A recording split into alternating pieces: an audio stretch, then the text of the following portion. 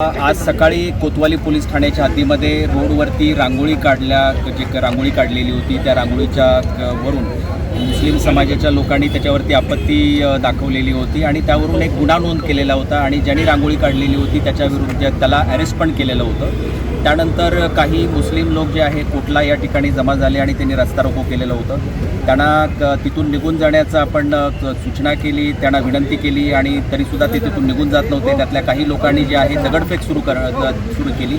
त्यानंतर पोलिसांनी बळाचा वापर केलेला आहे आणि जो जमाव आहे तो पांगवलेला आहे आणि त्यानंतर त्यामधील काही लोकांना ताब्यात घेतलेला आहे. पुढील कारवाई पोलीस करत आहेत. काही वरिष्ठांचं काही फोन वगैरे किंवा यामध्ये सर्व समाजाच्या लोकांना आम्ही आवाहन करतो की आपणवरती विश्वास ठेवू नये. अहिल्यानगर जिल्ह्यात या शहरामध्ये शांतता आहे आणि कुठलाही म्हणजे आता सध्या जी आहे तर ती शांतता आहे. आपण अफवांवरती विश्वास ठेवू नये आणि जे समाजकंटक जे दगड मारणारे होते किंवा जे कायदा सुव्यवस्था बिघडवणारे होते त्यांना आम्ही ताब्यात घेण्यात आलेलं आहे.